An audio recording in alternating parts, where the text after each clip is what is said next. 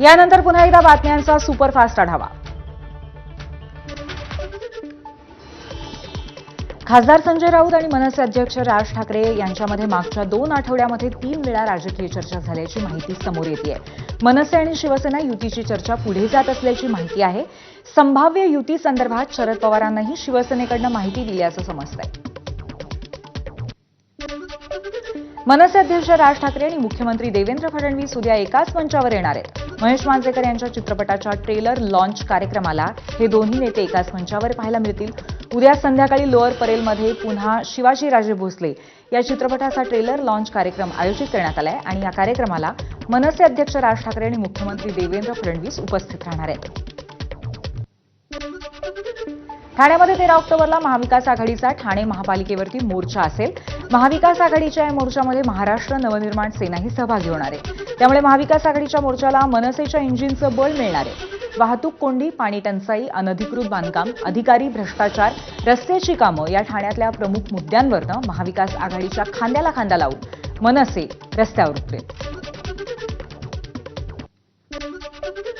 शेतकऱ्यांच्या कर्जमाफीवरनं असंवेदनशील वक्तव्य करणारे सहकार मंत्री बाबासाहेब पाटील यांनी दिलगिरी व्यक्त केली आहे। माझं कर्जमाफीचं वक्तव्य वेगळ्या करण्यासाठी होतं। माझ्या वक्तव्याने कुणाची मनं दुखावली असतील तर मी दिलगिरी व्यक्त करतो, असं बाबासाहेब पाटील यांनी म्हटलंय। तर आम्हाला निवडून यायचं आहे, त्यामुळे निवडणुकीत आम्ही काहीतरी आश्वासन देतो, लोकांना कर्जमाफीचा नाद लागलाय, असं असंवेदनशील वक्तव्य बाबासाहेब पाटील यांनी केलं होतं। बाबासाहेब पाटलांचं वक्तव्य चुकीचं असल्याची प्रतिक्रिया मंत्री छगन भुजबळांनी दिली आहे। त्यात उपमुख्यमंत्री अजित पवार लक्ष घालतील, असंही मंत्री छगन भुजबळ यांनी म्हटलंय।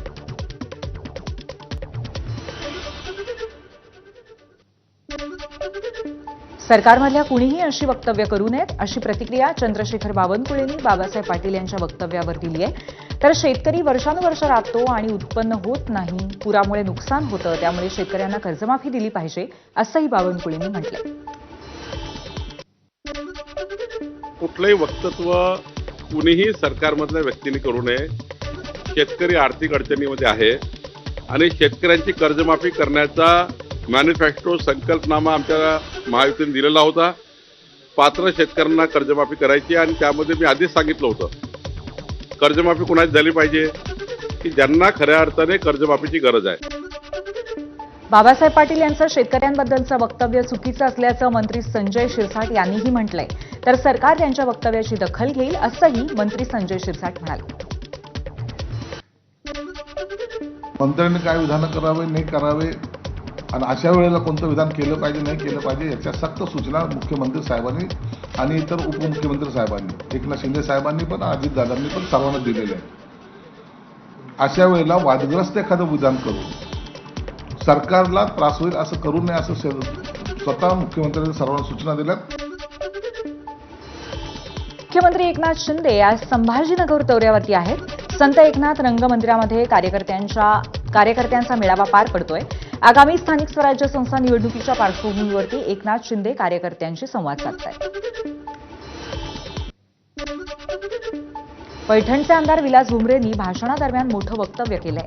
विधानसभेला 20,000 मतदार बाहेरून आल्याचं विलास भुमरेंनी सांगितलं। मात्र शिंदे यांनी इशारा करताच त्यांनी सारवासारव करत मतदार बाहेरून आणले म्हणजे स्थलांतरित केल्याचं सांगितलं। यानंतर एकच हाशा पिकला।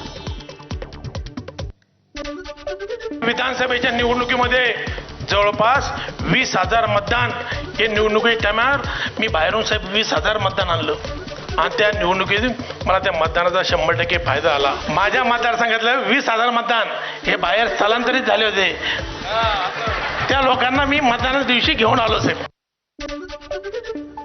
छत्रपती संभाजीनगरमधल्या एकनाथ शिंदेंच्या कार्यक्रमाकडे अब्दुल सत्तारांनी पाठ फिरवली। शिवसेनेच्या गटप्रमुखांच्या मेळाव्याला अब्दुल सत्तार गैरहजर आहेत। तसंच कार्यक्रमाच्या बॅनरवरती फोटो नसल्यामुळे अब्दुल सत्तार नाराज असल्याची चर्चा आहे। काल अहिल्यानगरच्या मुकुंदनगर इथे एमआयएमची सभा झाली। या सभेमध्ये एमआयएमच्या पदाधिकारी रुहिनाज शेख यांनी आपल्या भाषणाची सुरुवात जय शिवरायने केली। सोबतच यावेळी बोलताना त्यांनी म्हटलं की एक बुरख्यावाली इथे आल्यानंतर जय शिवराय कसं म्हणू शकते असं काहींना वाटलं असेल, पण छत्रपती शिवाजी महाराजांनी 12 बलुतेदार आणि 18 पगड जातीला सोबत घेऊन जे स्वराज्य स्थापन केलं त्यातून मुसलमानांना बाजूला करण्याचं काही लोक प्रयत्न करतायत. पण मी त्यांना सांगू इच्छिते की आम्ही इथून 1 इंचही हटणार नाही असं त्यांनी म्हटलं. ये महाराष्ट्र छत्रपति शिवाजी महाराज का है, जिन्होंने 18 पगड़ जाति और 12 बलुतेदार को साथ में लेकर जो एक स्वराज्य यहाँ पर स्थापन किए थे, उसमें से मुसलमानों को जो हटाने की साजिश की जा रही है, तो उनको ये बताना चाहूंगी कि हम यहाँ से ना 1 इंच भी हटने वाले नहीं है, ना हम दिखने वाले ना कहीं हटने वाले हैं. एमआयएम नेते वारिस पठाण यांनी अहल्यानगरातील सभेतनं नितेश राणेंवरती तोफ डागली होती. त्याला आता मंत्री नितेश राणेंनी जोरदार प्रत्युत्तर दिलंय. 2 पायावर आल्यावरती स्ट्रेचरवरती जाशील असा थेट इशारा पठाण यांनी राणेंना दिला होता. त्यावर आता नितेश राणेंनी सुद्धा टीकेची झोड उठवली. सरकार ने, भाजपा ने अपने नफरती चिंटुओं को छोड़ रखा है. उसमें एक वो आ गया नेपाली टिंगना सा, ये कर डालेंगे वो कर डालेंगे, मस्जिदों में घुस घुस के मारेंगे मुसलमानों को. तो चैलेंज भी कर दिया था मैंने, आजा बेटा मस्जिद में, आएगा तू तो टांग पे मगर जाएगा इंशाल्लाह स्ट्रेचर के ऊपर, बोल दिया था. म्हणून धमक्या देणार आहे ना, वारिस पठाणला सांगेन की तुला माहिती आहे नितेश राणे काय चीज आहे, म्हणून नुसतं जिभेनी वळवळ करू नको. म्हणून मी सुरुवातीला काय बोललो, भोकनेवाले कुत्ते काटते नाही, आणि हे तर नसबंदीवाले पिल्लावळ आहेत.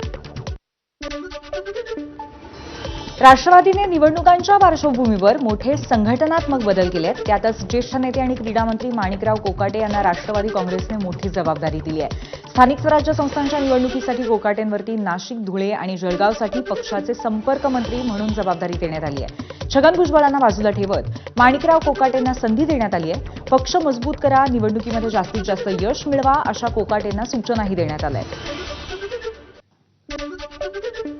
विधान परिषदेचे माजी सभापती रामराजे नाईक निंबाळकर यांचे चिरंजीव अनिकेतराजे निंबाळकर यांचं नाव फलटणच्या नगराध्यक्ष पदासाठी चर्चेत आहे. फलटण शहरातील पुण्याकडे जाणाऱ्या रस्त्यावरती अनिकेतराजेंचं राज तिलक की तयारी करो असं बॅनर झळकल्यामुळे राजकीय वर्तुळात चर्चा आहे. तर रामराजे नाईक निंबाळकर यांचे कट्टर विरोधक असलेले माजी खासदार रणजित सिंग नाईक निंबाळकर यांचे धाकटे बंधू समशेर सिंग नाईक निंबाळकर हे राजे गटाच्या विरोधात उमेदवार असल्याची चर्चाही रंगू लागली आहे. लाडकी बहीण योजनेचा सप्टेंबर महिन्याचा हप्ता वितरित करायला आजपासून सुरुवात झाली आहे. लवकरच योजनेतील सर्व पात्र लाभार्थ्यांच्या आधार संलग्नित बँक खात्यामध्ये सन्मान निधी वितरित होणार आहे अशी माहिती मंत्री अदिती तटकरे यांनी दिली आहे. तसंच पुढच्या 2 महिन्यांच्या आत लाडक्या बहिणींनी ई-केवायसी करण्याचं आवाहनही त्यांनी केलंय. लाडक्या बहिणींना ई-केवायसी करावीच लागेल. अडचणी येत असतील तर मदत वाढवू अशी प्रतिक्रिया उपमुख्यमंत्री अजित पवारांनी दिली आहे.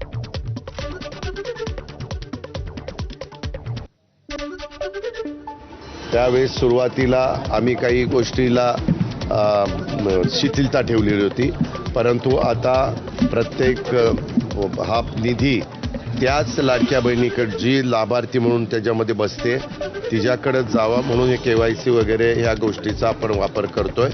त्यामध्ये आपण फार तर मुदत वाढवायची असेल तर आम्ही मुदत वाढवू, पण KYC ही करावीच लागेल. तसंच सगळ्याच योजना कायमच्या चालतात असं नाही, त्या वेळेची परिस्थिती बघून त्यामध्ये काही बदल केले जातात अशी प्रतिक्रिया अजित पवारांनी आनंदाचा शिधा या योजनेवरती दिली. ज्या काही योजना चालू असतात त्या सगळ्याच योजना कायमच्या चालतात अशातला काही भाग नाही.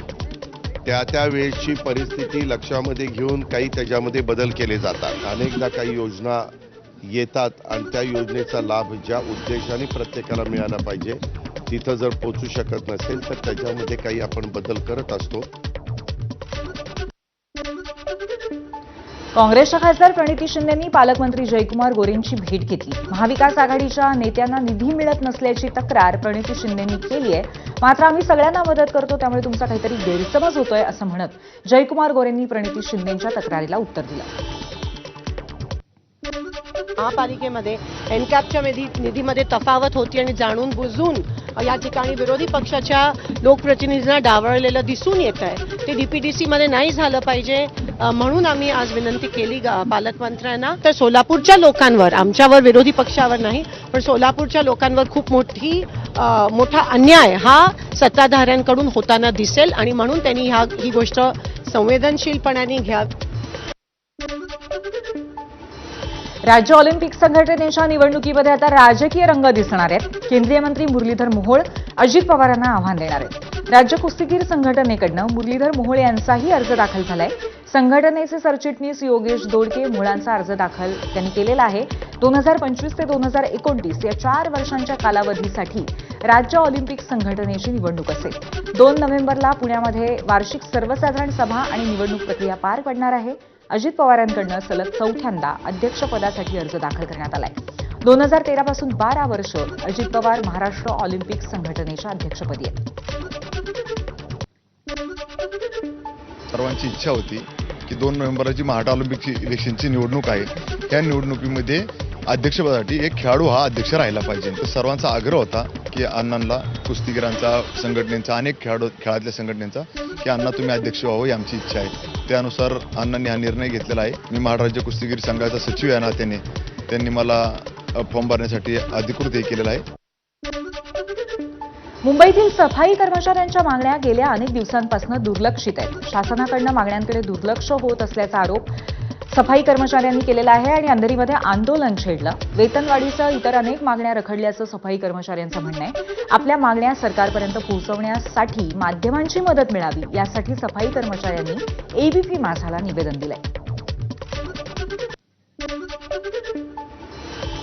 ॲग्रीमेंट जे मुख्यमंत्र्यांच्याने झालं ते 60 दिवसात पूर्ण करायचं होतं, झालेलं नाही. ते करा. केंद्र सरकार, महाराष्ट्र राज्य, BMC, कॉन्ट्रॅक्टर किंवा त्या बिल्डिंगचा मालक यांनी ते पाईप सगळे दुरुस्त करावेत. यापुढे आम्ही 8 दिवसाची नोटीस देऊ. एकही कामगार त्या गल्लीत साफ करायला जाणार नाही. आणि हे 5 वर्षात जे बुडले आहे आमचं ते कॉम्पेन्सेट करून मिळालं पाहिजे अशी आमची इच्छा आहे. मालेगाव शहरातील स्वच्छतेचा मंत्री दादा भुसे यांनी आढावा घेतला. यावेळी शहरातील अनेक मुख्य रस्त्यांच्या कडेला मोठ्या प्रमाणावरती कचरा आणि अस्वच्छता दिसून आली आणि ते चित्र बघून मंत्री भुसे चांगलेच संतापले. मालेगाव मनपाच्या आयुक्तांसह आरोग्य खात्याच्या विभाग प्रमुखाला मंत्री भुसे यांनी खडसावलं.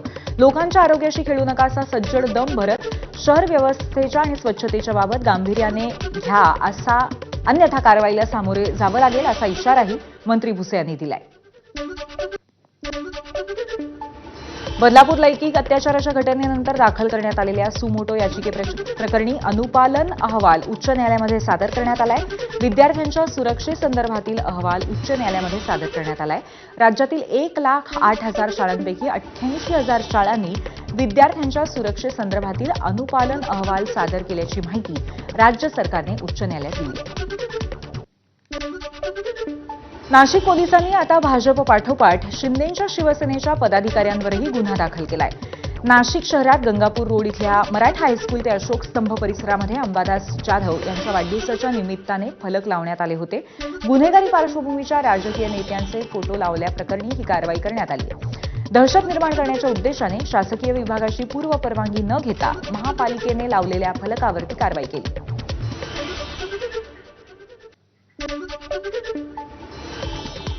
यानंतर एक छोटासा ब्रेक. पाहत रहा ABP माझा.